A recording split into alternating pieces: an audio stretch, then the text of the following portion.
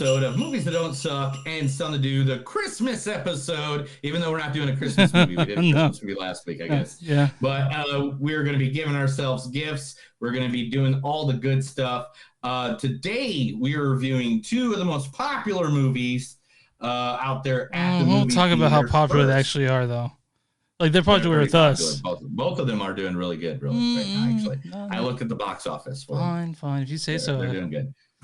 The first one is a Del Toro, I guess, classic at this point. Yeah, I guess anytime he does a movie, it's going to be automatic classic, automatic, even though Ron Perlman wants to beat him up. Ron Perlman wants to beat everyone up, to be fair. He's got a beef with Del Toro. He's like, why didn't he invite me to be in Pan's Labyrinth or Shape of Water? Well, he's been in Hellboy, Oscar-winning movie. Well, he was I know, but he wanted to be in an Oscar-winning movie. Well, who says he won't be in one now? Who says he won't be in one now? No, who knows? So the movie is Nightmare Alley, featuring the always good, the beautiful man himself, Mr. Bradley Cooper. I mean, the world's hard enough as it is, guys. It's fucking hard enough as it is. Can't somebody say, hey, let's be positive? Let's have a good ending to the story? Pat, you owe us an apology. Mom, I can't apologize. I'm not going to apologize for this. You know what I will do? I will apologize on behalf of Ernest Hemingway. That's from Silver Linings Playbook, and he's actually really good in that movie. And so I remember seeing the movie after one day I had jury duty, and I like go from it, they're like, you have to go. And I was like, well, fuck, I had the rest of the day off. I'm going to see Silver Linings Playbook by myself. Yeah, dude. It's a good movie. Yeah, I love that movie. Kate Blanchett is in this movie as well. I mean, what do you care? If I care or don't care, what's it to you? All right, what if I said I never cared about, folk music, about, protest songs? It was all about jumping into a scene. I was never going to stay there. I mean, I just... knew I could do it better than anybody else. Well, I don't believe you. No, so... I mean, what matters to me, is what's happening now. That's from I'm Not There. She's playing a version of Bob Dylan. Her character's not called Bob Dylan, but this movie's all about the different mythology surrounding Dylan. He says he's done all kinds of shit, and he's bullshitting everyone. But I love that movie. Just for you, buddy. I did that one just for you. Thanks, pal. I was going to go all Marvel movies because each one of these people are in a Marvel movie. I was going to say, like... We're doing Spider-Man No Way Home is the second movie. Yeah, I was going to get on to you about freaking all Marvel clips. And I was like, no, fuck that, because if there's any episode in the past year where you need our Marvel clips, it's this one. you know? Yeah. And I didn't do that. I was going to because she was obviously Hera in Thor, Ragnarok. Yeah. And Bradley Cooper plays the wonderful Rocket Raccoon in Guardians of the Galaxy. And our next guy, I did use a Marvel clip just because later on we're going to talk about him as well, Mr. William Dafoe. You killed them. We killed them. We? Remember? Your little accident in the laboratory. Performance enhancers. Bingo. Me. Your greatest creation. And Willem Dafoe still looks the fucking same as he did in the... I mean, he looks amazing. And we'll talk about, during the spoilers section, we got to talk about the only way he would come back and do the Goblin. Okay. And then Mara. Yeah. You are probably going to be a very successful computer person. You're going to go through life thinking that girls don't like you because you're a nerd. And I want you to know from the bottom of my heart that that won't be true. It'll be because you're an asshole. Yeah, from Social Network. Yes. And also in this movie, Toni Collette, Richard Jenkins, Ron Perlman, David Strathairn, Peter McNeil, I mean, there are so many people in this movie. Yeah. It is Del Toro's Nightmare Alley. That will be the first movie that we talk about. Then the second movie, the big sexy movie, so big, it is now the second highest grossing movie of all time within the first week. Right, I mean, that makes sense to me. Like it's It literally that was just released like 20 minutes. And this is pandemic, so it's even more unprecedented. You know, so like and that's going to be the great Spider-Man No Way Home, featuring, of course, Peter Parker himself, Tom Holland. What the? I know what you're gonna say. You should not be here. I was gonna go home. I don't want to hear but it. It was such a long way down, and I just thought about shooting. And now I gotta hear it. Kind of stuck to the side of the ship, and this suit is ridiculously intuitive, by the way. So if anything, it's kind of your fault that I'm here. What did you just say? I take that back. And now I'm here in space. Yeah, right where I didn't want you to be. This isn't Coney Island. This isn't a field trip. This is a one-way ticket. You hear me? Don't pretend you thought this through. I know you didn't. You could not have possibly thought this through. You can't be a friendly neighborhood Spider-Man if there's no neighborhood. Damn. From Avengers Endgame. Right? Yes, of course, I had to use that bit. Yeah, you got and then, of course, the wonderful Zendaya. MJ, I'm Spider-Man. What? That's what you were going to say, that you're Spider-Man. No. I'm not Spider-Man. I mean, I've been watching you for like a while now. It's kind of obvious.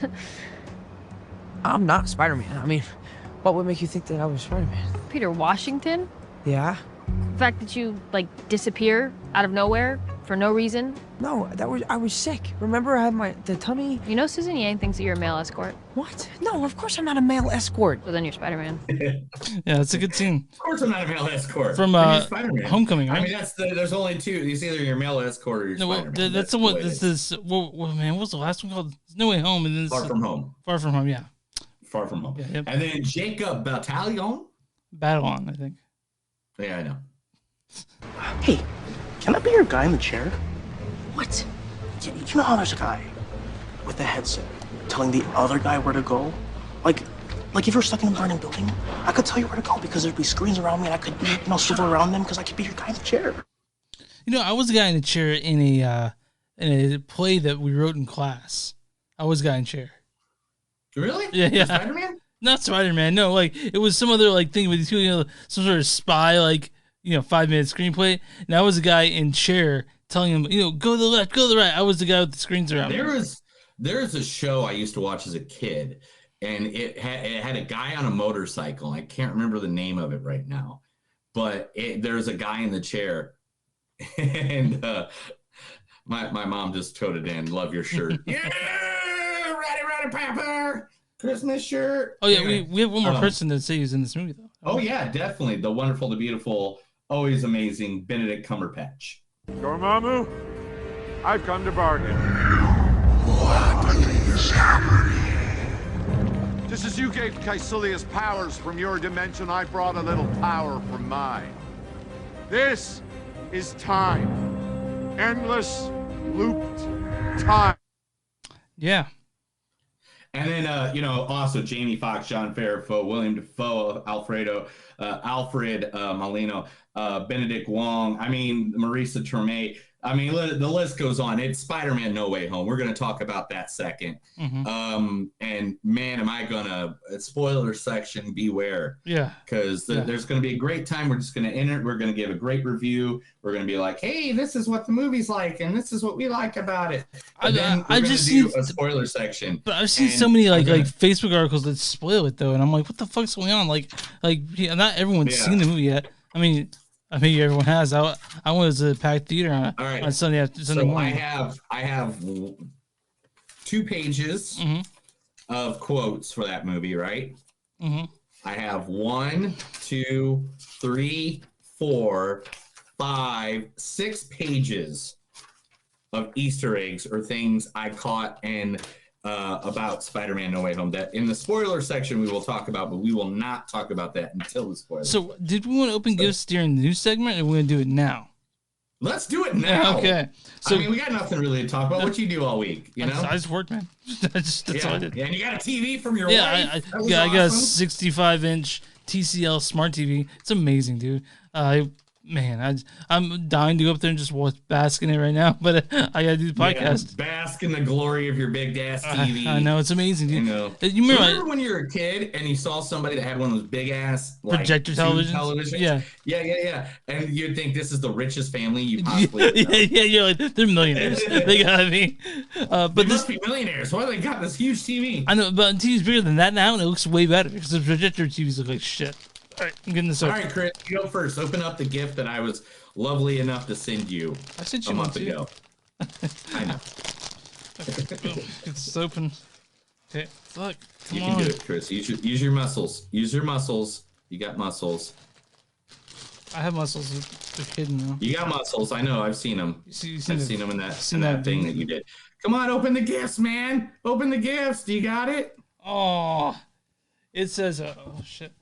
Egon's Museum of Spores, Molds, and Fungus. I love Val. Thank you so much. Yeah, because you mentioned that you used to tell people that you used to collect spores and funguses to your friends. Oh, I love it. That's awesome. Did you see the other things that were in there? There should have been 2 other things in that package. Ah, shit, dude. Yes. Yeah. Oh, dude. Okay, one at a time. There you go. Philip made me do it, and Dunder Mifflin race for that long. Oh my god, I love it, dude. Thank you, dude. I'm super into this. So we opened it last week. Did not show me what it was. She's like, "What is this?" I'm like, "This from the but I didn't see it until this time. I love it, dude. I think this is from you. Yeah, it is. I've gotten a lot of packages. Wait, I don't think that's from me. It's not. No, mine should be in a box. Yours should be in a box. From a box. Really? Yeah. You sure? I'm pretty sure. I did not get you a shirt. I can tell you that. You did not get me a shirt? No. Someone else got you a shirt. Someone else got me a shirt. Yeah. So go look at the other things. This is not from you. No, it's not from me. All right, so someone got me this, which is adorable, and I guess we'll wrap it and back up, and I'll act surprised on whatever day. Okay, I'll go find a box, I guess. Give me the second. It should be. We did not plan this well, Chris. So I don't know who sent me the wrestling shirt that says "free hugs," but that happened. All right, and it's still in the box. Yeah, so there should be a tab on the back where you can rip it off and get what's in there. All right. All right, and you open it, and it's a porn. Oh no, you son of a bitch! Oh, dude! Oh, dude! All right, everybody. Ever since I got a vinyl record player, I've been wanting 2 albums. One I got right away, which was Meatloaf's Bat Outta Hell, and the other one was Pink Floyd's The Wall. You love your dad rock, pal. Oh my gosh. This is one of the best vinyl records ever to sit down and just put on and do shit to. Well, I'm glad. I hope you like it, man. I hope you like it. I would make out with you right now, and if my parents were watching, maybe a little bit more. I was thinking about what would you get more enjoyment out of, and I don't know about you, but I get most enjoyment out of listening to music, and so just having that vinyl record, I hope you get 9,000 plays out of it before it wears down. Dude, it's gonna get 105 plays. It's gonna be awesome. I'm gonna send that picture to my wife while we're reviewing movies. Man, Merry Christmas, dude! Already. I already got a T-shirt I didn't know I was getting. I can't believe that happened. All right. Now everything feels weird in the world. I feel weird. Merry Christmas to you, Chris. Merry Christmas. 4 years we've been doing this. I know. I think this 4 years. Is this the only second year we've done gifts together, or we've done more than that, right? No, we've done them every year. Usually we did them on the air when we were sitting at the table at your house. Oh, that's right. That was sweet. Yeah. Yeah. All right, man. I think Are you ready to review one of your favorite directors of all times movie? We're talking Del Toro? Oh, Del Toro, bro. We are going to talk some Del Toro. We're talking Nightmare Alley. Directed by Guillermo Del Toro. And we should tell people who don't know who Guillermo Del Toro, other things he's maybe done, right? He's done things like Pan's Labyrinth, both the Hellboys, Shape of Water, best, award-winning. The Academy Award-winning best movie for and director, I think, right? Pacific Rim, which is not my favorite, but he's done some great movies, and this is his latest offering, Nightmare Alley, starring the amazing Bradley Cooper as Stanton Carlisle. I mean, the world's hard enough as it is, guys. It's fucking hard enough as it is. And also Kate Blanchett as Dr. Lilith Ritter. I mean, what do you care? If I care or don't care, what's it to you? Also, it's Tony Collette at the end of this year. It's got Willem Dafoe as Clem Hoey. You killed them. We killed them. Also, Richard Jenkins as Rick Grindle. Rooney Mara as Molly Kyle. You are probably going to be a very successful computer person. And then that's Ron Perlman, Mary Steenburgen, David Strathairn, Matt, just all kinds of people that you've seen everywhere and not everywhere. And this movie is called Nightmare Alley. Go ahead and read the storyline for this one, pal. Oh, yeah, definitely. An extraordinary description of a freak show geek, alcoholic, and the object of the voyeuristic crowd's gleeful disgust, and daresome going about his work at a county fair. Young Stan Carlson is working as a carny, and he wonders how a man could fall so low. There's no way in hell, he vows, that anything like that will ever happen to him. I don't think that's a great description for the movie. No, it's not at all. It isn't at all. Let's see what we got. Okay, the top one. Is Carney with a talent for manipulating people with a few well-chosen words, hooks up with a female psychiatrist who's even more dangerous than he is. That's better. A little bit better. A little bit, but That's not, a little bit better. A little bit, not quite. This movie is 2 hours, 30 minutes long. Yes, it is. It's very long. So here's the thing. It's 17 hours long. This has been being made for a long time, and they finally got their actors in a row. And this movie reminds me of two things, right? I don't know if you've ever seen the 1932 film Freaks, but it's just like that movie. There's a lot of that put in there. Have you seen Freaks? I know with that, yeah. I know with Freaks. From 1932. That one's it's something else. And then I haven't seen the original Nightmare Alley because it's a remake of a 46 film. I haven't seen that. But this is one quite different because I think that Del Toro, he does there's lots of color, lots of light tricks that wouldn't have been available in that time. Del Toro has a very particular style, especially visually. And visually, this movie is fucking gorgeous. I couldn't get enough of the imagery in this movie. It's amazing. Yes.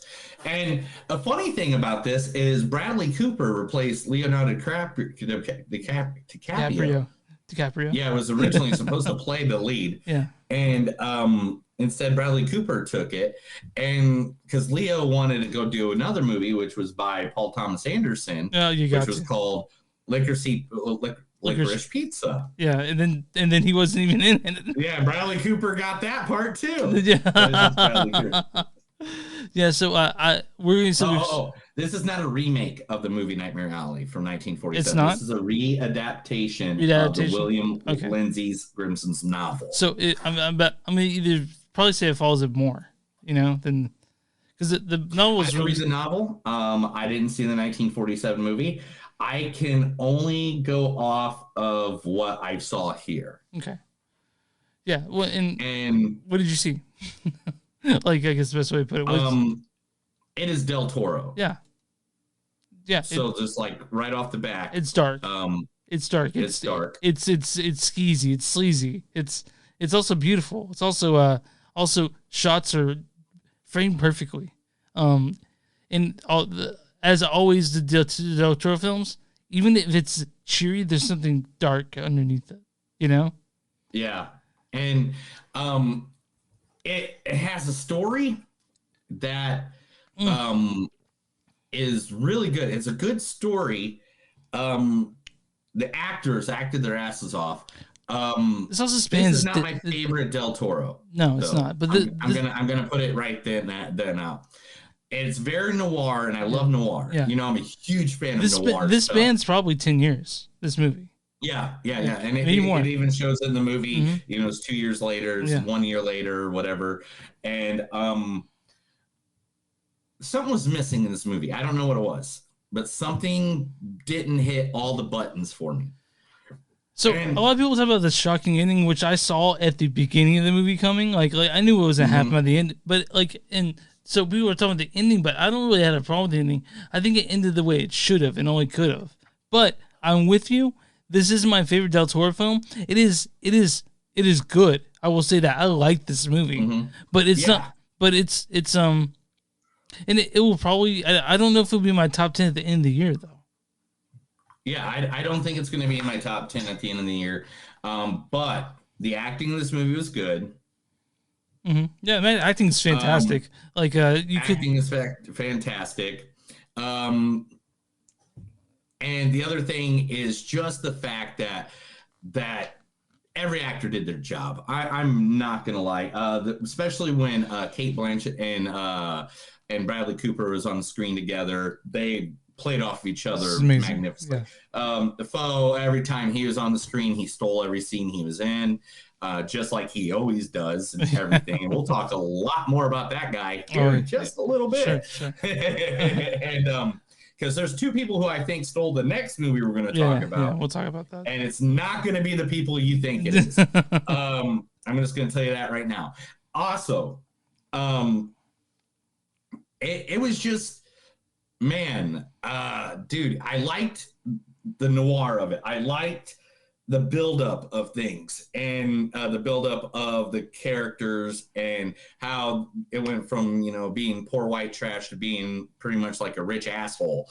And, that it was all great portrayed. But at the end, do you think the fact that there was not really a character to root for in this maybe was a problem for you in this one? I think I liked it. I think it is. I think I liked it a little bit more than you. I'm gonna be honest. I think I liked it a little bit more than you. But I think you and I watch movies for different reasons or different things for certain things. That's why we do the podcast. I mean, I'm not saying I'm not going to give this a good rating. I'm just saying the bits of it that I think people will pick out or pick at this movie when they go to. You were one. I think it's the expectations we had for Del Toro film. Oh yeah. I mean, I'm talking. This is the guy that gave me a movie that was all subtitles. And to this day, I will watch any day of the freaking week. Yeah. And I am not a huge subtitle guy. I like to be able to hear, what they're saying and understand it instead of just reading, subtitles, which is Pan's Labyrinth, one of the greatest foreign-made movies of all time. But this was not Pan's Labyrinth. This was not Shape of Water. But it has that eerie noir feeling like both of them do. Like this felt. I want to mention something. I was talking to a friend about this movie, and they're like, "How was it?" I'm like, "Well, Bradley Cooper doesn't fuck a fish in this one." But if that's all you got from Shape of Water, folks. Good night. Have a good day. All right. I think there's a little more deeper of a meaning in that. Oh yeah, you think so? Okay. Yeah. For having sex with a fish. Yeah. So, or Aquaman or whatever you want to call it. But he does pull from those older movies a lot, like even the sort of not just a lot. He pulls a lot from those movies, and there's a fuck word in here a few times, and there's some titties. I think right, there's some titties you saw, right? Did we see titties? I don't know. I didn't really count titties. I was just fucking. I didn't think this was Girls Gone Wild. I was just fucking with you, dude. Del Toro style. I'm not playing for that. And I don't know if you know this, Chris, but I'm going to tell you this one more time. My parents are listening right now. I want to mention something too. And this is just something I noticed, and my wife brought it up too. Is that there's a scene when Bradley Cooper gets in the bath, and for a split second you see his whole dick. And I'm like, I'm sorry. I mean, again, my mom and dad. So what? Like, what are you gonna change who you are? Oh my gosh, Chris.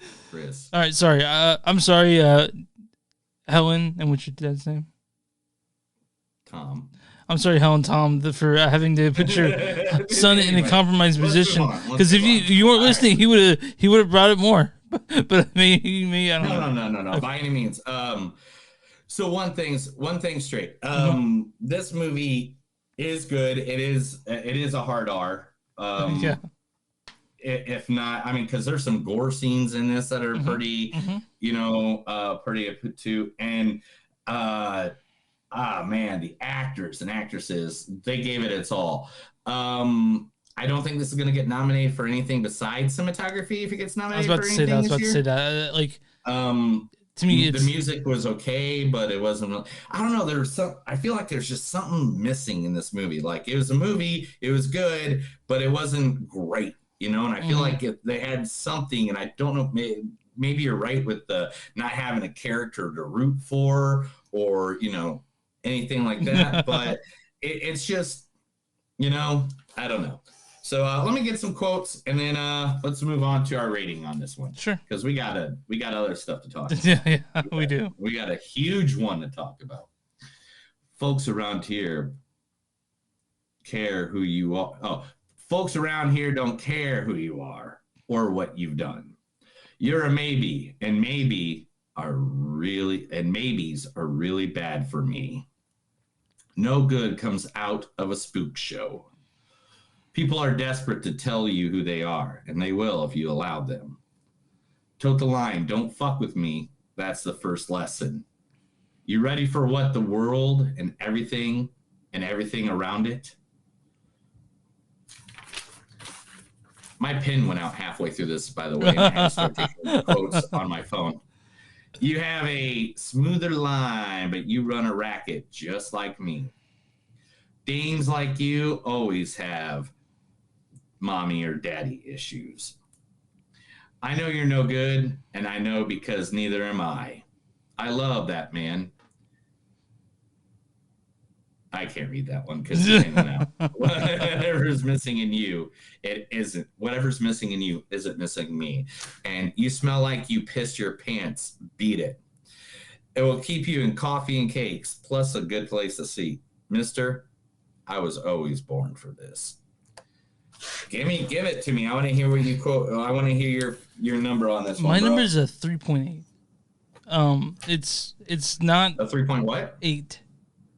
8? Yeah. I agree with you. I actually that's actually I'm going to go a little lower on this one. I 3.7. I wasn't take a shot for people who put these. If you're listening, if you're following, doing the Neil and Chris drinking game, please take a shot for that point off. Literally, I don't know what it is missing, but something was missing for it. And you know me, I was really big about this movie. This is like one of the top 5 I wanted to see this December. Like, because you're like, what about this movie? What about this movie? So, I was like, Nightmare Alley, we got to see that. So it's very well made. I'll say that it's nothing. It's very well made, but it's not as captivating as his other work. Like this is a top-notch well-made movie. Cinematography's on point. The acting's on point. The story is up there. It's all there, but it didn't come together as good as it could have. But it's a very well-made movie. And I want to make that clear. This is masterclass filmmaking, but it's just it didn't do it for me in all the spots that I like to do it for. It didn't lick my ear, and it didn't tweak my nipple the way the other Guillermo films do. So Nightmare Alley 3.8 for me. I like the movie. I would recommend it. But it's just not. It's not as good as Shape of Water or Pan's Labyrinth. It's just not as good as those movies. Yeah, it's definitely not Pink Floyd The Wall. Anyway, all right. So now we do me guessing the Rotten Tomatoes score. Yeah. From audiences. And then the critics. So let me see. From the audience, I'm going to say 57. 63. A little bit higher. A little bit higher? Okay, but I was close. Yeah. I figured they wouldn't. Did they got a census on this? They didn't do that for this one. So okay, and the critics are going to go a little higher. They're going to be 72%. 79. Not too far off. Man! I was off pretty much the same number. I'm going to read the consensus, but then we're going to talk about the disparity between the two. So, critics' consensus is, while it may not hit quite as hard as the original, Guillermo Del Toro's Nightmare Alley is a modern noir thriller with a pleasantly pulpy spin. And I meant to bring up the pulp part. This is a very pulpy movie.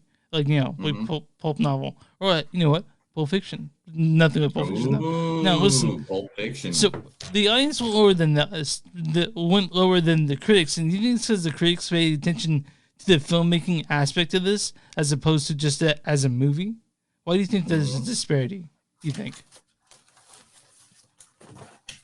Why do I think there's a disparity? Why do you think critics went higher than the audience did? Because sometimes it's the other way around. Because critics will always go higher on artsy movies. This is an artistic film, no doubt. Yeah, and the thing is, all right, this is the way I gotta say this too.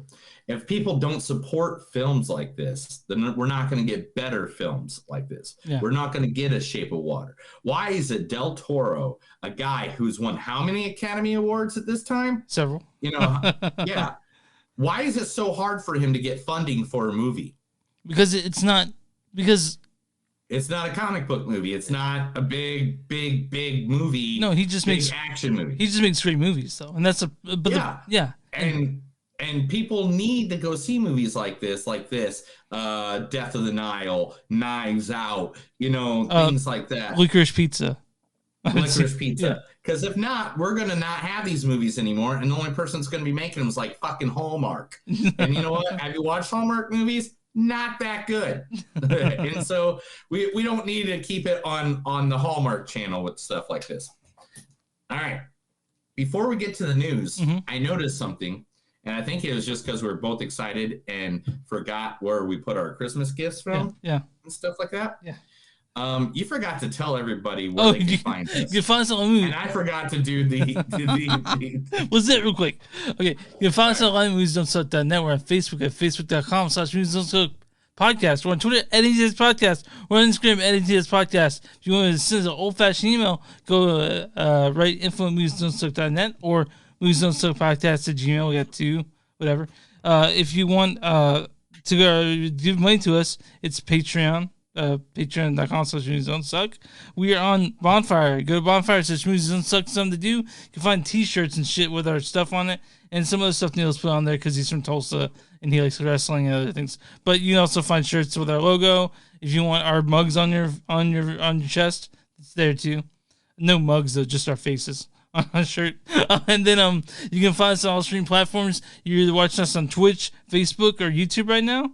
You know what? Show your friends, I guess, right? Yeah, tell everybody so we get more followers, more people like you that enjoy movies and enjoy podcasts. Or you can download vlogs. Or you can download the podcast, which is this is what this is. This is a podcast, guys. And we edit all the stuff that we do randomly throughout it. Chris is a really good editor. Thank you, pal. And so follow, subscribe, do all that. Business that we are going to put a shine light on today is going to be Fur Babies Bakery in Plano, Texas. I do not want any Fur Baby bakery. Like what? Okay, keep going. I don't know what they are. Because it sounds like what it sounds like is that you're eating Their commitment at Fur Babies Bakery is to provide a healthy and tasty treat to improve the lives of your fur babies, one bite at a time. These are little cakes, cookies, and donut-shaped dog treats that are ridiculous. I bought, and they got waffles. They got not macarons, but they got pepperones. They call them. They got doggy fries. They even got Good Boy Dog Beer Variety Pack, which comes in crotch-sniffing ale and IPA a lot in the yard. IPA a lot in the yard. Get it? Yeah. The women there, the people that work there were really, really nice. I picked up a couple of donuts and the macaroons for my dog. They loved it. My dog, Alistair, loved the treats. So seriously, your dog's a cute little fucker, dude. He's so cute, your dog. Yeah, my dog is awesome. My dog makes me happy in places I can't even tell you. And who does he like more? What do you mean? Between me and my wife? Mm-hmm. I don't know, dude. That's just rude to ask that. Who does your dog like more? Leah, 100%.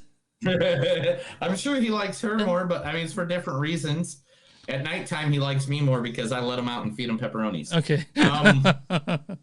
But you can find Fur Babies at furbabiesbakery.com, or you can go at Facebook at Fur Babies Bakery TX. They're playing in Plano, Texas, but they will send you out shipments. And if you live there in Texas, you can actually go there. They have doggy day spas, or what they call the paw spa. I mean, they're really adorable. They're a good little shop, man. All right, you ready for some movie news? Real quick, I want to mention that I saw on Reddit this guy had gotten these cookies that were frosted. Those like Christmas trees. He took a bite of it and realized it was weird. It was dog treats. Oh my gosh. Yeah. All right. I got some news? I got some news, bro. Let's do it, dude. Let's do it. I'm ready. Yep. Oh, and You were that's not it. Sorry. Chris. This is Movies Don't Suck and some of the new news. I'm going to tell Chris stuff I've read on the internet. He's going to act like he likes it, or he's going to punch me in the face. Well, I'm not going to punch you in the face through the podcast. It'd be impossible because I'm all the way here in Kansas and you're in Oklahoma, so. All right, Chris, the movie we just talked about, Nightmare Alley. Yeah. If you want to, for the next month, there's a limited theatrical release of a black and white version out there for you to see. Now, that's just if you're into it. It'll be starting the cinema hall screening. The black and white version include The Landmark from January 14th to January 20th, AMC from January 14th to January 20th, the new Braverly Cinema January 15th and 16th, and Los Fieso Theater American Cinema from January 21st to the 23rd. So if you want to go see a black and white version of Nightmare Alley, cool, go see it. Dan Aykroyd has an idea for how each member of the original Ghostbusters can return for each one of the next sequels, because they want to do 4, 5, and 6. Man, okay, so here's what I heard about this, right? But I talked to my wife about it. So Dan Aykroyd for the 20 years between the Ghostbusters 2 and the new one, he's been saying, oh yeah, Ghostbusters 3 is in development. He's been saying that for, 25 years or whatever, how long it's been since those two. So I am sort of, I'm pretty like whatever about it, because the person who has to get on board is Jason Reitman, right, the director, right. So and everybody else. So what he wants is everyone to die. Okay. In each film. He's like, I like the guy. I think Bill and I should be killed in the next one, or maybe we wait. And why not use the living Ghostbusters, Ernie, Billy, and myself, for 4, 5, and 6? Go until we're gone, and then there'll be a time for tributes. Death is going to take us soon enough anyway. Okay, Dan. I hope that's not true. I hope you're around for another 100 years. I don't think it's gonna happen. But yeah, he's honest about that stuff. You know how into the mythical arts and stuff like that he's a very occulty guy. Yeah, he wrote the original Ghostbusters off of stories he got told. Yeah, and you guys don't know, Dan Aykroyd is what you call a believer of the occult and like UFOs and all kinds of shit. Huge believer. I don't know why he doesn't have a show where he just tells about this. He does. Does he really? Well, he's the host. It used to come on History Channel. With Dan Aykroyd going there. He also sold his vodka that's sold in the skull. Yeah. So Stephen Colbert this week did one of the funniest rap videos for Lord of the Rings, right? Ever. Lord of the Rings. It's called the #1 Trilogy because he was upset that Harry Potter is getting all this love this year, and it's the 20-year anniversary of the Lord of the Rings trilogy. Do you think it's the best trilogy in film history, though? Do you personally? I mean, the first 3. Come on, dude. It's what trilogy feels more like one long movie than fucking Lord of the Rings? Yeah, I guess you're right. I'm trying to think it's just I can't think of any better. Especially if you watch the extended cut. Oh, dude. Now, what made the original Star Wars? New Hope and Empire Strikes Back and Return of the Jedi. Is that as good as Lord of the Rings? I don't think so, just because Luke and Leia kiss. Oh, that brings it down to you? Yeah, because then that means they didn't know that Luke and Leia was going to be brother and sister. and then it got thrown in at some point. I think they did know, and they just wanted to make everyone not They think just so. wanted they want some incest in that movie. They didn't fuck. I mean, I don't think. All right, Ghost. This is a video game, I guess. Ghost of. I'm gonna butcher this last part of it. Ghost Tushami. Ghost Tsushima. I don't know. What, Ghost Tsushima. That's okay, it. Ghost Tsushima. Yes, The it's video being game, turned right? into a movie. Yeah, the video game. Yeah. And it's being turned into a movie, and that the script is going to be closer to the video game than anything. It says we want to do it right, and the video game adaptations can go. So we're taking our time and doing it right. We're working very closely with the game developers to make sure we stick to what's great about it and what fans of the game would be very happy with, and what we're working on. Good luck. That's all I have to say about that. Be with you. Yeah. Billy Zane wants to bring back one of the best superhero movies of all time. Phantom, right? Yes. He wants to be in a legacy sequel where it's like a sequel and he's passing it down like how he got passed down from his Phantom father in the original movie. Now, do you remember the Subway? They sold these Phantom rings. Like you get like a metallic ring with a Phantom skull on. Do you remember that? Yeah. Yeah. I still want one. And this Billy Zane's quote is, to be honest, a Phantom return would be quite interesting. 20 years later, it's a father-to-son business and a bit of a handoff. And I dug him because he didn't have superpowers, really. It was just kind of a super humane. Again, the moral compass could be a nice reminder. So right out of the comic universe, I'd say the character would be a Hugh. Did you read the Phantom comic books? Or were they? Yes, I have a few. I actually have, I have about, I think, 10 of them. I think, because I bought them purposely because I love the Phantom. Oh, you love the movie. The movie. So it was a comic strip, right? Originally. Yes. So in like the 1940s, and then it joined Flash Gordon for a minute. So is it okay? Okay, I'm just trying to figure out like if it's Marvel or DC or something else. It's something else, I guess, right? Okay. Yep. All right. All right. Where are we at next? Henry Cavill wants to bring another video game to either the big screen or to the show, and he wants to play the main character. What game is this? One of the biggest open world games of all time. He wants to do Skyrim? Bigger. Yeah, Red he wants to do Red Dead Redemption. I mean, right? Yeah. But he wants to do two because he wants to play the Arthur, because you're trying to be both an IP and a company together, which is a tricky thing to do. So certainly I don't want to put myself in any corners of that, but there's plenty of games out there. I'm actually started playing Red Dead Redemption 2, and I know I'm a little bit late to that party, but I started playing it, and I'm really, really enjoying it. And so something like that I think would be epic to turn into a fun movie. So I will tell you something. I have Red Dead Redemption 2, and when my brother moved here, he sat down to work for 3 weeks, and instead he played Red Dead Redemption 2 and got 100% in it in a couple weeks. He had to, because that's all he did when he woke up. So yeah, man, he's a big fan of Arthur Morgan. I love Red Dead Redemption 2. It's very fun. So yeah, I'm all about that. Yeah, I am too. I really do. Bam Margera's lawsuit is going forward. Oh, it's going forward. Jackass. Okay, the court has gave a ruling that this is a complete victory for Bam that demonstrates that our claims are sound, said attorney. The court said baseless. The court wrote, and it's okay.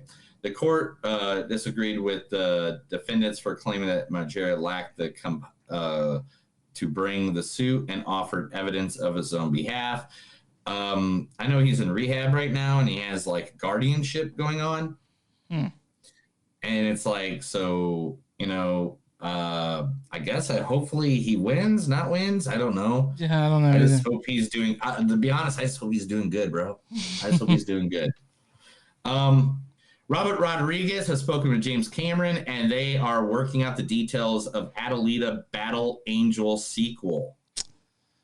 Okay. I mean, I was like pretty lukewarm on the first one, but I knew after seeing it that they're like, okay, so Rod is gonna want to make another one, so good for it, Rod. Well, I guess maybe I'll come around. You know. All right, so Sony,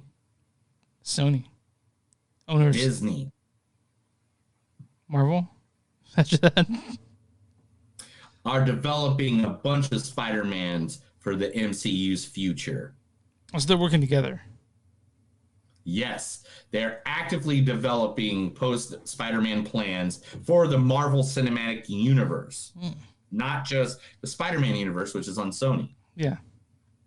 Kevin Feige reported. So, wow. You know, way to go. We'll talk about it more.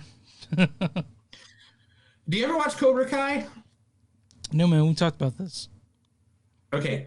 Season 4 is about to release. Okay, I did watch the first season of Cobra Kai, yeah. All right. Season 4 is about to be released on Netflix. Mm-hmm. They just wrapped filming on season 5 already. Jesus, so the people, yeah, it's ready. They're like, hey, we have the time. Let's do it. Killmonger is coming back in Black Panther Wakanda Forever. Oh, so we're having Michael B. Jordan come back to do this? It's Killmonger?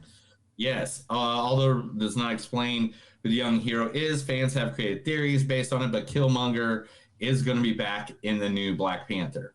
So I don't know what they're going to do with that. What We Do in Shadows season 4 has just wrapped filming this week as well. You're excited which for means that. we have a season 4 of What We Do in Shadows.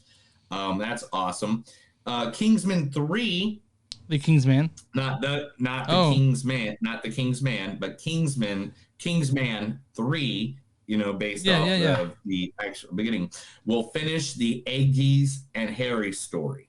So that's going to be the end of here's that. the thing I think we need to do, by the way, because we talked about doing the best of 2010, best of 2021 at the end of the 6th, and Kingsman is out this week as well. I want to see it. Do you want to see it? I want to see it. Of course I want to see it. So, of course I want are we going to talk about this on the show or not? What? A Kingsman. I don't know. Talk about it at the end, I guess. I mean, we're in the middle of the news segment, man. I don't know what you want me to critically think I did want to that? say, I get that new TV. My inaugural movie watch will be Kingsman 2 because I've not actually seen the Kingsman 2. Golden. Oh, really? Yeah, we're going to watch that tonight. It's funny. All right. Two more stories. Two more stories. Let's do it. In the UK, they took a survey of over 1,500 people rating the top video game movies of all time adaptation. What's number one? What do you think is number one? I don't know. Tomb Raider? I don't know. You're correct. You said it. Yes, the 2018 version of Tomb Raider. Oh, with Alicia Vikander. Okay. It's not. Is number one. It's not as bad as everyone says things. It's not good. It's not the best. Do you know what number 2 is? No, I don't know what number 2 is. Sonic the Hedgehog. That's better than the first Tomb Raider. I mean, that last Tomb Raider, I think. The first Tomb Raider, 2001's Laura Croft's Tomb Raider, with Angelina Jolie, is number 3. Okay. Yep. It's number 3. Number 4 is 2021's Mortal Kombat. Number 5 is Resident Evil: The Final Chapter. Number 6 is Assassin's Creed. Number 7 is Monster Hunter. Number 8 is Detective Pikachu. Number 9. That's is way Warcraft. better than a lot of them. That's way better. I know. I agree with you on that. Number 9 is Warcraft. And number 10 is Hitman Agent 47. So I do know that most of the latter 5 were critically panned, except for Detective Pikachu. It's, to me, if I were you, and you give me that list, I would change it up a bit. You know, I would probably put Sonic at the top of that because, to be fair, the movies that, for some reason, video movies are pretty doomed from the start. But Sonic just made it fun. I really like Sonic. I'm looking forward to the second one. Call Me a Child. I liked it. I liked it just fine. All right. Last but not least, are you ready for this shit? Let's do it. I'm ready for this shit. Yeah, give it to me. Are you ready for this? I'm ready for it. Let's do it. You ready? I'm ready. Let's do it. You know how? Do you know how? You know, you played a part really well. When 20 years later, they ask you to rephrase that role, and they're like, "Hey, you should rephrase this role." And did this person agree to this reprisal? And that person was like, "Yeah, I'll do it." But then, when the studio comes to you and says, "Hey, you should rephrase this role for a second movie," you know that by far you have to gotta take your hat and just get it off to them, because they are now considered the greatest of all times. That's right. Michael Keaton has signed up again to be the Batman for the new Batgirl movie. Wow. Yes. I want to see what this is going to look like. I'm really interested. I mean, so, you know, Michael Keaton in Town for the third one, his Burton was a part of it. But I think he must have this, he must have a lot of confidence in Matt Reeves and the new Batman to sign on again, you know? So I'm excited to see his Bat stuff go on. I'm excited to see Michael Keaton Batman again, you know? He's Batman, dude, and I can't wait for it. All right, man. We got to get into this, because I know it's been like an hour since we started, but I mean, we had a lot of ups and downs in this last hour. Yeah, let's be honest. I know it's been hard on us. It's been really hard. It's been hard. It's been a whole lot of running upstairs, downstairs, to the side, to the left. But we got to get started. Let's hit that news music and let's get into this, man. This is going to be a deep dive of another. That was the movies that don't suck and some of the new news. I told Chris everything that happened in the last 5 days since we talked last. Yeah. And now we are going to talk about the biggest movie of the year. Spider-Man No Way Home. Directed by John Watts. Spider-Man No Way Home. So for people who don't watch us that normally, we will be talking about giving our normal non-spoiler review of this movie, and then after we'll give you a fair warning to, hey, we'll tell you what we're doing next week, and then we'll fucking leave and give you 10 seconds to turn this off, and we're going to spoil the living fuck out of this movie. I'm going to attack this. As soon as that spoiler comes up, I'm going to go in deep. I'm going to go so deep. It's going to be like I'm jumping into the ocean. I mean, it's going to be crazy deep. This is directed by John Watts. He was like a music video director, but then he went on and started directed Cop Car. I don't know if you saw Cop Car with Kevin Bacon. Yes. And then, of course, he directed Spider-Man Homecoming, Spider-Man Far From Home, and now he's doing No Way Home. And when we were talking about, he's on the Onion News Network. Let's talk about the Onion. Real quick, I also mentioned that John Watts also signed on to do the reboot of Fantastic Four. Just so you know. Yes, and he's also did Homecoming, Far From Home. I just said that. Oh, did you? Yeah. And I didn't listen to this movie stars the amazing Tom Holland as Peter Parker. What the? I know what you're gonna say. You should not be here. I was gonna go home. I don't want to hear but it. It was such a long way down, and I just thought about shooting. And now I gotta hear it. Kind of stuck to the side of the ship, and this suit is ridiculously intuitive, by the way. So if anything, it's kind of your fault. This also stars Zendaya as MJ. MJ, I'm Spider-Man. What? That's what you were gonna say, that you're Spider-Man. Also, it stars Benedict Cumberbatch as Doctor Strange, or Stephen Strange. Dormammu, I've come to bargain. Also, Jacob Batalon as Ned Leeds. Hey, can I be your guy in the chair? What? You know how there's a guy with a headset. Also, Jon Favreau stars Happy Hogan. I don't want to talk really about this too much, but there's lots of people in this movie, and I don't want to give anything away. So let's just get into the storyline. This one. Yeah. Let's get into the storyline, and we'll do our non-spoiler part real quick, and then we'll ruin it later. All right. Peter Parker's secret identity is revealed to the entire world. Desperate for help, Peter turns to Doctor Strange to make the world forget that he is Spider-Man. The spell goes horribly wrong and shatters the multiverse, bringing in monstrous villains that could destroy the world. So this movie is 2.5 hours long as well. But that's all right. So three things that we can talk about because they're in the trailer. Mm-hmm. So we can talk about. Okay. We can talk about Green Goblin. Talk about Doc Ock. We can talk about Doc Ock and Jamie Foxx. Yeah. And plus, they did a whole media tour as well. Yeah. The three of them together. So they show up, right? I mean, yeah. I forgot that Hannibal Buress is in this as Coach Wilson, but I meant to mention that. Yeah, right. Dude, there's so many random people in this damn movie. So many people. All right. This is what I'm going to say. What's the best way to say this? This is Endgame for Spider-Man fans. Endgame, so you're thinking the next one will be the so this is Endgame. Not Infinity War Endgame. Okay, so you think it's Endgame. I mean Endgame, like this is the Endgame, like this is like Infinity War. We'll go with Infinity War.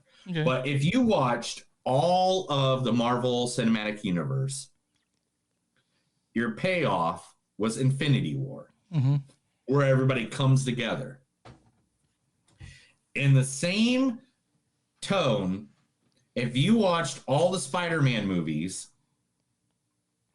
all of them, like even the Sam Raimi, the Amazing Spider-Man ones, Spider-Man 1, 2, 3. If you watch Amazing Spider-Man 1 and 2, if you watch Tom Holland's Homecoming, Far From Home, now this one, this movie is the ultimate payoff for all those hours of watching anything Spider-Man. There are so many Easter eggs, not only to Spider-Man, the movies, but Spider-Man the comics, Spider-Man even Spider-Man Into the Spider-Verse, the animated movie. There's a nod to that. Yeah, that's one of the best. The Into the Multiverse, the Spider-Verse. That one's a lot better than some of the Spider-Man movies. A lot better. Yeah, to you. This to me is probably the most epic and best Spider-Man movie ever. Oh yeah, I'm now wondering what you're gonna give this score on this. Oh, you'll know what the score is because it's if this ain't the top 3 for the end of the year, I don't know what could be. Okay. Because this movie gives you parts of the Spider-Man universe. In the past, I'm going to go example of Amazing Spider-Man 2, Spider-Man 3, Tobey Maguire, Andrew Garfield. Some of the problems they had with Spider-Man movies was that they overfilled it. That there was too many villains, too many origin stories that they were trying to tell in those movies. This movie has so many villains, so many heroes in it, and it did not suffer from that. It did it right. It was ambitious. It was a very ambitious movie. It was more than ambitious. Because when we get to the spoiler part, I'm going to talk about what I'm talking about here. But what you think is going to happen probably is going to happen. And then on top of that, it's not what you think. People aren't coming onto this movie to just do cameos. They're not like, hey, we're here for this one last fight, or we're here for this, and then we're gone. Each character had a little room to breathe. Each character came to the forefront. One thing I can say for sure, because we can talk about certain characters because they've been talked about and stuff. One, Zendaya was up front. Instead of being the girl in the background, the love interest that Peter can't get to, now she's in the forefront of this movie. Marissa Tomei did a great job. Benedict Cumberbatch did a great job where you didn't know exactly what was going on with Doctor Strange. William Dafoe, his part, epic. just epic. And I'll talk more about that in the spoiler part. I think each person brought their A game to this movie, and I think it all came together really, really, really well. Chris, give me your thoughts. Okay, so I mentioned that the best made movie that did this podcast, the best made one is Nightmare Alley. This one is the most fun one of the movies we've seen. It's I don't know how fun it can be when I cried twice. We're getting there. So but it's packed with action. It's packed with emotion. It's packed with a lot of stuff, and it's ambitious for taking it on. But they pull it off. They pull it off exceedingly well. Yes. Everyone. I find this movie's. It's hard to not like. I can't imagine going in this and leaving me like, man, I didn't really like it. I'm like, no, this is a good movie. I enjoyed this movie quite a bit, and I did cry. I shed a tear. I shed a couple of them. I got a question.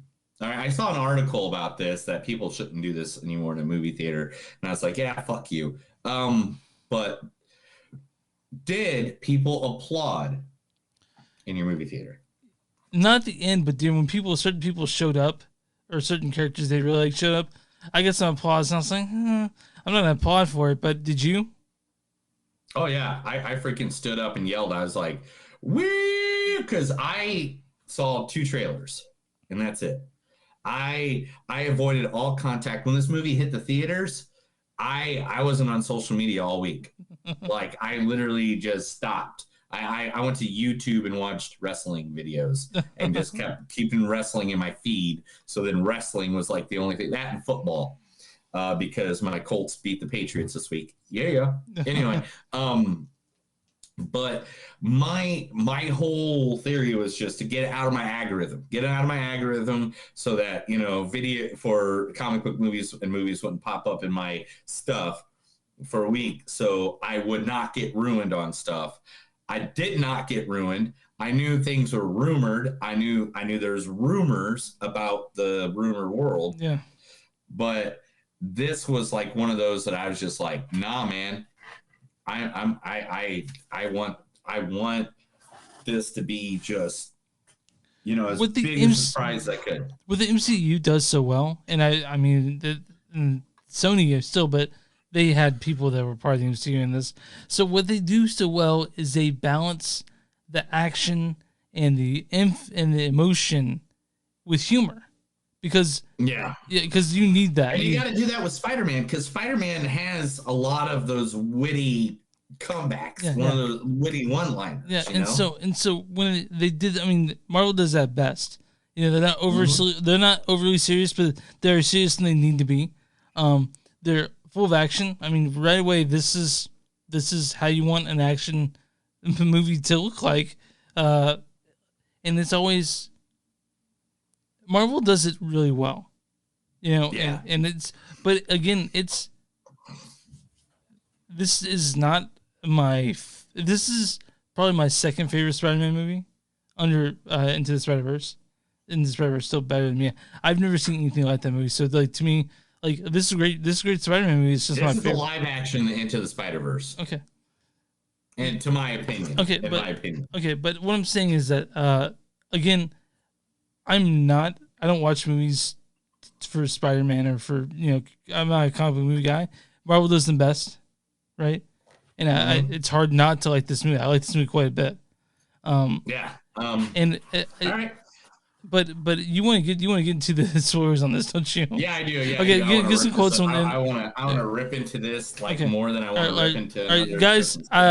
When Neil's gonna get some quotes, we'll give a score, and then if you've seen this movie or if you want it spoiled for you, which you shouldn't, stay on watching. Yeah.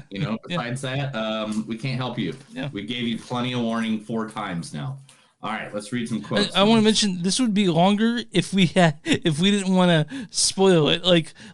Yeah. Yeah, I'm sure they get it, bro. Okay, I'm sure they get it. All right. We've given our visions. Okay. We've given. Hey, it's a good movie. If you like comic book movies, you'll like this movie. If you like stuff like that, cool. If you Martin Scorsese, I guess you'd think this movie sucked. You want to? Have you heard who? What? Martin Scorsese. Oh yeah. Well, yeah. He fucked that guy. Yeah, fuck that guy. Not like Scorsese, but he's wrong. At one point, I started writing on my quotes page. I started writing down Easter eggs, and then I was like, you know what? I'm just gonna go back and find them. Okay, So yeah, that's fine. I'll find it. Okay. But so I got to go through that to make sure. He can't go to my house. My dad will kill you. I thought you said he liked me. Well, not anymore. Spiderman is AKA war criminal. Was that a good JK? Okay, anyway. Well, I mean, J.K. Simmons was just being Alex Jones the whole fucking movie. Yeah, Alex Jones, get my supplements. Anyway, I'm the most famous person in the world, and I'm still broke. Oh, no. Yes, stop. Yes, my spider lord. Accept disappointment, and you will never expect disappointment, and you'll never be disappointed. Do you remember the full moon party? No? Exactly. Damn. How did you know your magic? How do you know your magic? Sometimes I get like a tingling in my hands. You should probably see a physician about that. Go ahead and Scooby-Doo this shit. Please. Ask him if there's like a tree monster or a man as a tree. Dude, it's just a dream. Chill.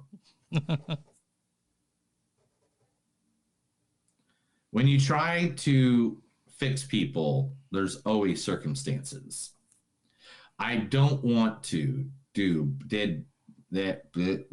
Oh. I don't want to die by some guy dressed like Dungeons and Dragons. Half face, says the man that just handed. Man, I can't read. I mean, to be honest, it's in a full theater. I mean, like every seat was full. Yeah. With great power comes great responsibility. Yeah, it's finally said in this Spider-Man movie. Finally. Can you clean up the webs? You just kind of shat all over the room. I'm going to bed. Are you going into battle dressed as like a cool youth pastor? That was the biggest laugh. That was the biggest laugh in the whole movie for a lot of people. Dude, right? I was in the Avengers. Awesome. What is that? Like a band? I thought you would be black. That's all. I thought Spider-Man would be black. A black Spider-Man has to be out there, right? Gotta be. Nod to Miles. Nod to Miles. Yeah. Are you good? Yeah. I've been stabbed before. All right, that's it, man. That's all I wrote down. I try to make it as vague as possible due to the fact that some of those are kind of spoilers. I gave my score first on the reality. Now it's your turn to do the score first on this movie. Oh, dude, 4.9. Literally out the fucking gate. Okay. I would have gone into another theater and rewatched this right away after watching it. And then after I left that theater, I would have walked back in the theater again and rewatched it again. Okay. And after leaving that theater, I would have gone and watched it again.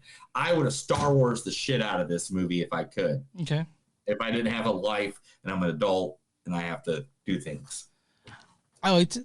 Probably 4.1 maybe for me, 4.2. It's a good Spider-Man movie.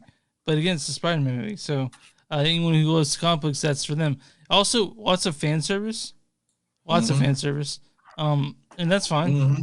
So for people who are big Spider-Man people, like looking at one right now, like you, this is going to be rap reality. It's going to make your balls hurt afterwards in a good way. So, I have plenty of Spider-Man comics right in that Final Captain, buddy. Yeah, so lots of them. So, why don't you go ahead and guess of the big ones, I should say. Why don't you go ahead and guess the critics, the audience score on this one? 99. Good point. Yeah, that's exactly what it is. Is it really? Yeah. Audience says, packed with action, emotion, and surprises. Spider-Man No Way Home is franchise fan service at its finest. Okay. Now the critic score on this. 86. 94. Oh! I didn't think it'd be that high, but Critics' okay, consensus is a bigger, bolder Spider-Man sequel. No Way Home expands the franchise's scope and stakes without losing sight of its humor and heart. Yeah, it's a good movie. It's a 4.2. It's a really good movie. Again, for me, yeah. If you've seen the other Spider-Man movies, definitely go see the Spider-Man movie. If you haven't seen the other Spider-Man movies, I think you'll still enjoy it. I don't think you really need to know the whole. They kind of give enough evidence of what, why, and who, and where, and why that it's perfectly fine. Okay, so guys, next week we're talking about Licorice Pizza and Matrix Resurrection. Yes. So if you guys have not seen Spider-Man No Way Home, go see it, come back, and listen to this part. If you have seen it, stick around. Neil's got tons of Easter eggs, and I got some shit to say too. We're going to give you a little bit of time. So just listen to the sleigh bells for about 5 seconds, and then we'll get into it.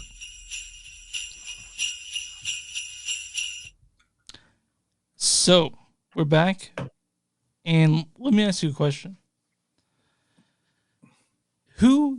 Which Spider-Man do you expect to show up first, besides Tom Holland?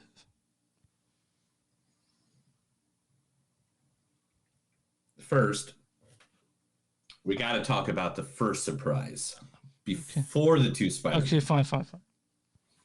Because that's, I think, just a little bit bigger than the two Spider-Men. Really? Who are you talking about? Charlie Cox, Daredevil, okay, the lawyer. That was the first time people clapped. That was the first time people clapped. And you know why? Why? You know what that just did? No. Oh, it means all those Netflix shows are now MCU. We can still watch them. Leah wants to go back and watch Daredevil. Should we? Yeah, watch Daredevil and Punisher and Luke Cage, Jessica Jones too. Jessica Jones, I'd go Daredevil, Punisher, Jessica Jones, Luke Cage. Like, those are good. Don't watch the Iron Fist one. And don't. The Defenders was all right. Okay. But yeah, Daredevil and Punisher's fucking fantastic. So is Daredevil. Daredevil. No, did Punisher finish his story arc, or did it get canceled? No, finish the story arc because it knew it was going to get canceled. Because they knew they were ending them all so they can send them over to MCU. Okay, they're shipping over, yeah. Okay. Yeah. Because that's, I mean, when they started them, MCU wasn't MCU. I want to mention we finally finished Loki a couple weeks ago. It took us a while. And now I've been told I should watch What If. What If and Hawkeye. Hawkeye is only 6 episodes. Have you watched this Hawkeye? Have you watched all of Hawkeye yet? Yeah. The last episode came out this morning. And, so how is it? Oh, dude, it's right about 5.5 hours altogether. Okay. And amazing. A great story of Hawkeye and backstory. And it also makes the Netflix universe more about the MCU because it adds more people into it from the Netflix MCU. Okay, so I was really happy about Charlie Cox, Daredevil, and I was really happy about that. But to answer your original question, I knew Andrew Garfield was going to be in it no matter what. Yeah, I knew. I mean,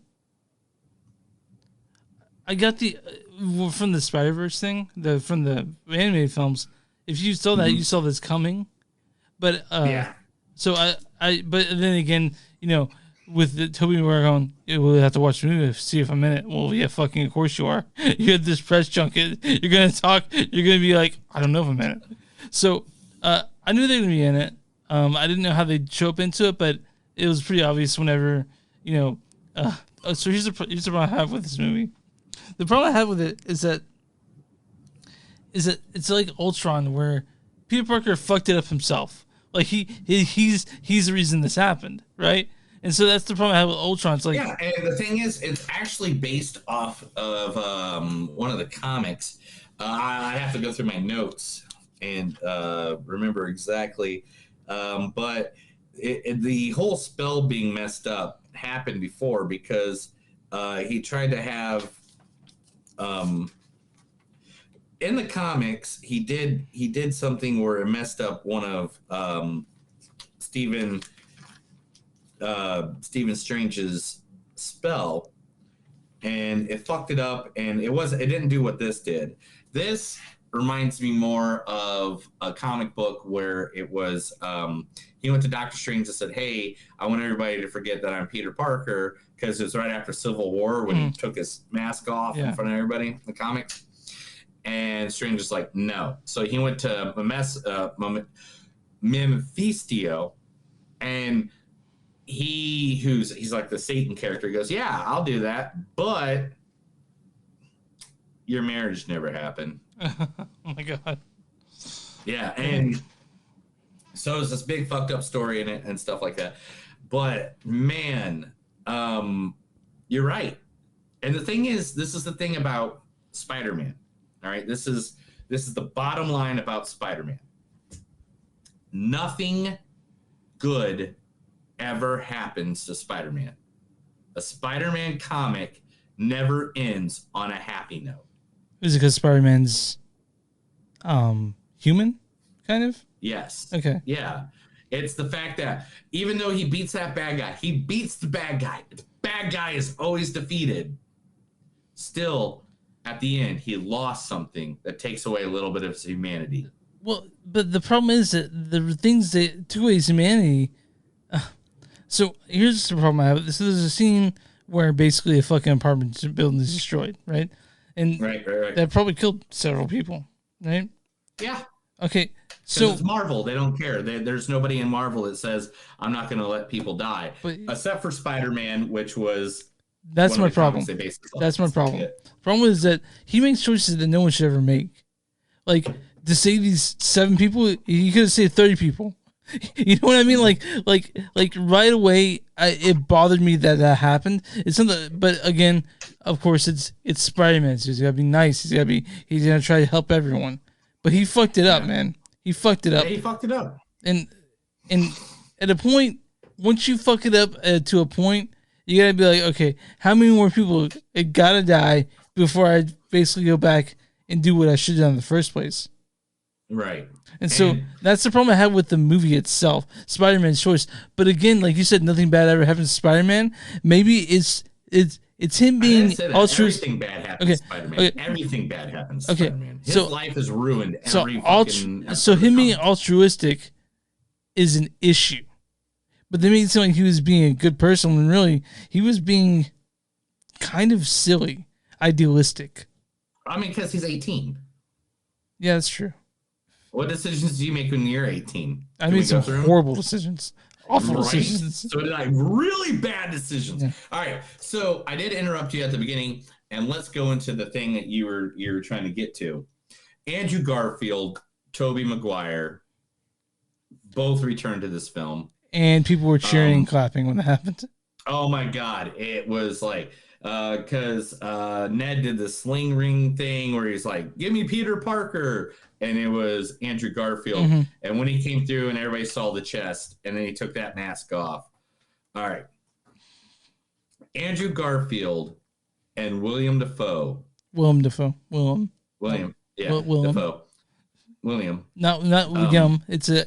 He spells it Willem. So it's Willem. Yeah, Willem. That's what I said. Willem Dafoe. And Andrew Garfield so got their chance to recuperate every fucking thing that was wrong in anything they ever did Spider-Man ever. I mean, Dafoe wouldn't come back unless he could do 90% of the stunts. Oh, wow. He made it very clear in his contract that he wants to do the stunts because he feels like doing that makes you feel more of like you're the character. Okay. He goes, I just don't want my face put on a stunt man. Yeah. He goes, I want to do that stunt. He probably loved being Green Goblin originally. Oh, dude. And let's be honest, him and Andrew Garfield, the second half of this movie, made it. Andrew Garfield got to, his Spider-Man got to fix things that he was depressed about talking about that at the beginning when he popped in, like saving MJ. He said when he saved her the right way so she didn't die. Not like when and like everybody. I mean, that was a tear moment, dude. If you didn't know why that was a tear moment, you didn't watch the other ones. That was just like he got to save the love interest of Peter Parker. Number 2, William Dafoe. Wonderful. Green Goblin. Yeah. Oh my God. He was the most menacing villain in this whole fucking thing. He just went nuts. And it was great because they the outfit they put him in, they ripped it apart, but because of the way they ripped it apart, made him look like the Green Goblin, and he got that. And instead of you wearing that stupid mask, which was like a mirror of Spider-Man 2, where he left the Spider-Man outfit in the dumpster, and he left the mask behind that he was leaving the Green Goblin behind. But even though he made his face look like the Green Goblin without the mask, and just the way he looked and acted and everything, and he killed Aunt May. Yeah.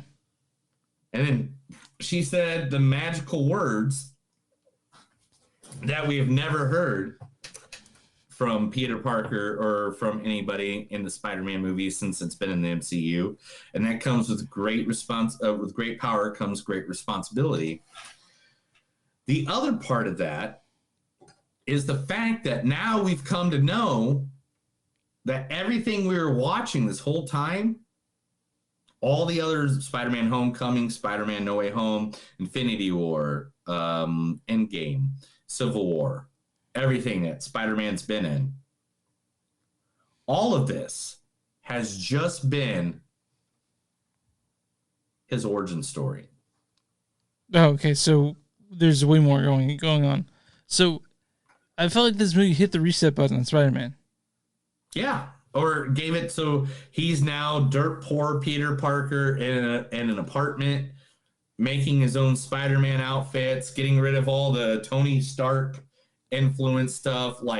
We got some really cool points and parts from Spider-Man, and now he's back to being the dirt poor Peter Parker in a crappy apartment in a part that probably costs $3,000 a month. Yeah, because it's New York. And we get that now, and now I want to see the next movie. I want to see dirt poor Peter Parker. I want to see street Spider-Man. I want to see him with Daredevil. I want to see him with Punisher. I want to see him on the streets. Now, what do the comic books say about what's about to happen? Because this is in the comic books, right? This sort of thing, right? This is all MCU, dude. So it's different. Yeah. So you don't know where it's gonna go next, do you? No, none of us do. This is all Kevin Feige. All uncharted territory for all uncharted territory. He erased every connection Peter Parker has had with any superhero. That really hurt me, by the way. When everyone forgot him for real, that really hurt the fuck out of me. I was like, oh my God. Yeah, that hurts a lot. Yeah. But you know what doesn't hurt me? What? Tom Hardy Venom. Okay, so we just saw the last Let There Be Carnage with me. Yeah. I don't know how this is gonna. I mean, it will be in the next movie. Venom. You think it'll be in the next movie? I don't know. We don't know. We don't know. There's no talks about it because we got the end. So I was actually thinking before that mid-credit scene, I'm like, so what did they do? I'm like, are Tom Hardy and Venom going to show up the next one? That's what I was thinking, But now you sort of see the timeline of when that was the Carnage thing was happening. It happened, you see, it was so weird how, it's really cool how they connected the two together. I don't like the Venom movies, so I'm just, but yeah. But yeah, it's cool how they connected the two together. I would love to see Tom Hardy Venom versus Tom Holland Peter Parker. Tom versus Tom. Let's go. Okay. Why don't you start reading out some Easter eggs? Dude, so many. Rogers the Musical, they swing by that at one point, which is from Hawkeye, the TV series as well. In fact, this movie ends right when Hawkeye, the series, begins. Okay, cool. I'll keep that in mind. Same fucking week. Okay. Isn't that insane? Yeah, it's insane.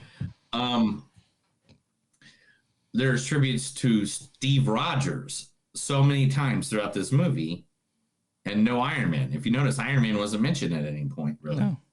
Except for with Happy and him between them, about Tony Stark.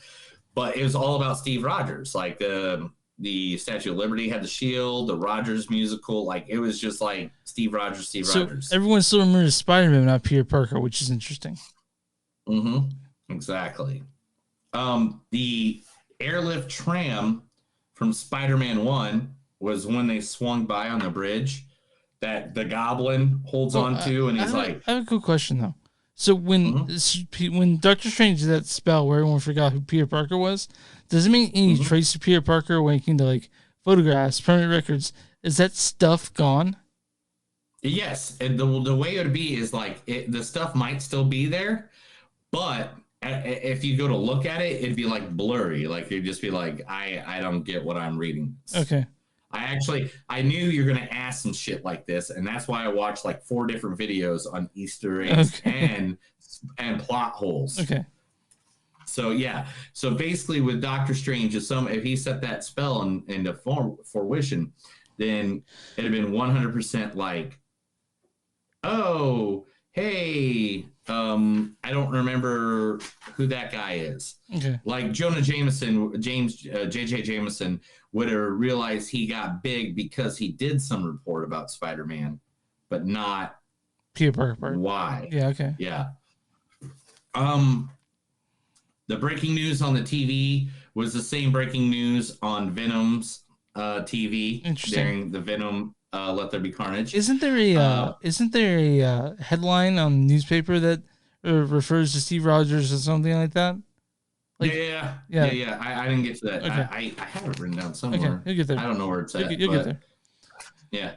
I survived my New York City trip was the shirt he wore in Homecoming that Iron Man came him. Spider-Menace, J.J. Jameson said that. It's his favorite Spider-Man. It's all the half Spider-Man, half Peter Parker thing that they kept showing. Yeah. That is how in comics Steve Ditko used to draw him when he had his spider sense tingling. Okay. When he was Peter Parker. Yeah. So I thought that was kind of cool. Arrested by the Department of Damage Control, which was Iron Man's that was supposed to clean up battles, but now it seems like they're in charge of the picture that they used of Happy Hogan was from Iron Man 3 when he had long hair and Tony made fun of him the entire movie. Yeah. Charlie Cox Daredevil, we already talked about that. Dummy, which is the hand claw, was the only thing that Happy Hogan saved after Tony Stark, which was the only thing Tony Stark saved after his mansion was blown up at the end of Iron Man 3 because he built it back when he was in MIT. Yeah, that's true. It's an AI program with an arm. Spider Bite, it's the second time that the Spider Bite has ever been mentioned in Tom Holland's universe to verify that he was bit by a biter. Yeah. Bit by a spider. I'm sorry. Yeah. That's alcohol. Becky Brandt, the girl that dated Ned in Far From Home, is now the news reporter for the high school directly on the scene at places. And also she's an intern for Jameson on J.J. Jameson on his show. She actually has a TikTok. Oh, yeah? Where she does little videos like for that. Flash dyed his hair blonde like it is in the comics. His book was called Flashpoint. Yeah. Which is a thing in DC, which we'll be seeing, which is about the Flash going back and changing history. And it fucks up everybody's life. When they're on the rooftop, there's a spray paint tag that says Ditko, because Steve Ditko was the artist for Spider-Man for years. Quick question. Yeah. So at the end of Spider-Man No Way Home, both Ned and MJ were accepted at MIT. Did they just resend their application? Like, how did they get accepted?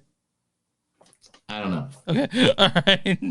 That one is probably just because remember Peter got it all cleared up, and she I said know, she but would then get her everyone forgot friends in. who Peter was. Yeah. So, but that lady still said that she would go review their applications. So that happened before, like everything was cleared up. It was all after because they're in the winter now, and they're in the summer originally. All right. Yeah, that's all I got, man. All right. I'm not going to try to Leave it explain alone. more than that. Okay. Great science minds. There's a mural, and it had like Einstein, and it had like Tesla and Edison. Also, Howard Stark was in that picture as well. Yep. If you noticed in the apartment, in Happy's apartment, Spider-Man or Peter Parker was trying to rebuild the Death Star that he destroyed in the first Homecoming movie. Dude, I already said that to you. Spider-Man's Happy Birthday comics where Peter's shut up and it was Spider-Man Happy Birthday comics where he wouldn't shut up and he ruined Doctor Strange's spell. Wong became the Sorcerer Supreme because of the blip. That was a thing. Yeah. That was funny. I laughed at that because it's really very funny. The Doc Ock car flying towards Spider-Man when his spider fence went off was like he did in Spider-Man 2. Yeah. When he threw it through the coffee shop. Yeah. Same kind of scenario. And the license plate said 63 AM SP 19, I think. And that was the first comic book that ever showed Doc Ock. Okay. Yeah. There's people that look this shit up, man. If you notice throughout the entire film, Elfman's and Zimmerman's music was played during the entire movie. Yeah. Anytime you saw Andrew and stuff. Doc Ock was not surprised by the nanotech because in Spider-Man 1, when Norman Osborn and Peter are talking, he even said, I'm sort of a scientist myself. Well, yeah, I read your paper on nanotechnology. Yeah. So nanotechnology is something in his universe.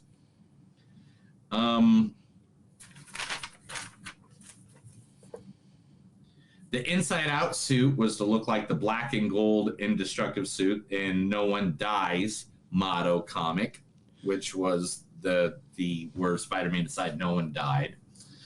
Sandman being good and turning bad was just like he was in the Avengers for a little bit, and then he became a villain again. Yeah. So that's kind of what that was like. Feast was the place that Aunt May runs in the comics and the video game. So, I mean, they did that. That's where the Goblin came into, or Norman Osborn. Doctor Strange said the line again, they die, like he did in Infinity War. Yeah. Something of a scientist myself said the same line. Suit maker powered by an arc reactor that was from Iron Man 3. Doc Ock and May were in the kitchen kind of flirting with each other. You see that little scene? Yeah, I saw that scene. That's because Doc Ock and Aunt May actually dated in the comic books for a little bit. Get their freak on. Yeah, got the freak on. Get the freak on. Aunt May said the line, with great power comes great responsibility. Ned used the sling ring, which leads to believe that he is going to be a future sorcerer. The multiple Spider-Men are like the comics or the 90s cartoon or Into the Spider-Verse. When Ned yells at Peter and all three Peters are in the lab working together, they do the meme. Oh, yeah. Yeah. The Spider-Man meme that we've all made fun of. Back issues that Tobey Maguire complained about was funny because Tobey Maguire actually fractured his back filming a movie called Seabiscuit. And they didn't think they were going to be able to film Spider-Man 2, and Jake Gyllenhaal was originally going to replace him. Oh, wow. Jamie Foxx, Electro, gets more like a comic book looking outfit. see. Doc Ock, how are you? Trying to do better was the exact same line from Spider-Man 2. When MJ falls, it was like the Gwen fall from the same building kind of structure in Amazing Spider-Man, and Garfield got to save him this time. And let's see, movie ends at Christmas where Hawkeye starts, like I said, kind of a soft reboot. And the two things that's, if you notice, in Spider-Man's little crafty apartment that he saved was the coffee mug from MJ and Emperor Palpatine from the Death Star. Yeah. And that's it, man. That's all the Easter eggs that we got. So many. And I'm sure there's more that you missed. So I'm sure there's more that I missed. And I can't even think of one or two, like off the top of my head. I'm just saying this is a fangasm. If you're a fan of Spider-Man, go see this movie. If you've seen it, go see it again. Go see it 452 times, because we got to tell them that we want this and Marvel to stay together. So now we got to wait another 4 years for another Spider-Man movie. Because he said he was going to... You remember someone said he's going to slow down, start a family? All right, dude. We'll see how that goes. All right. You guys can wait to see some more Tom Holland when he plays Nathan Drake later on this year in Uncharted, earlier on in 2020. Yeah. Also, we got to say this. The people that popped up in this movie, the way everybody went in this movie after, now that we're in the spoiler part, they played their fucking hearts out in this movie. I think everybody just came there to be like, let's try to do the best movie ever. The two people that really stole this movie, Dafoe and Garfield, really came in there and acted their fucking asses off. Okay. Bottom line. Next week we are doing Licorice Pizza and Matrix Resurrections.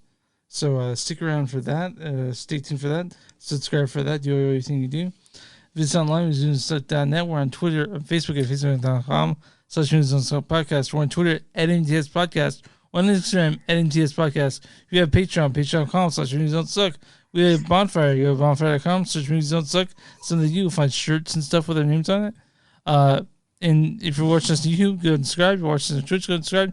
Watch the Facebook, like and subscribe, because you can do that now.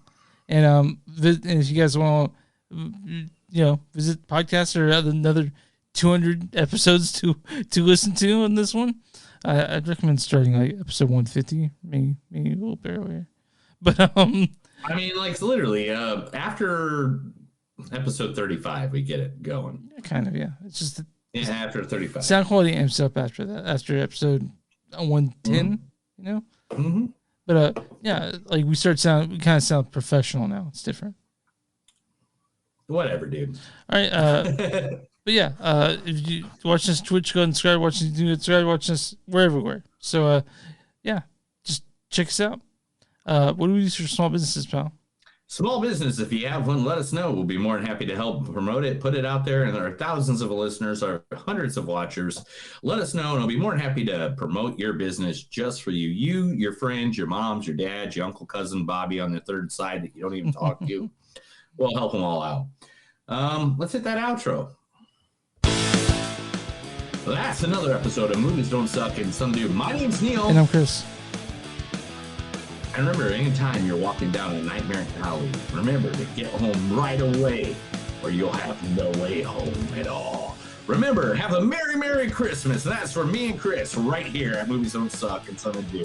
Have a good night. Hit those sleigh bells.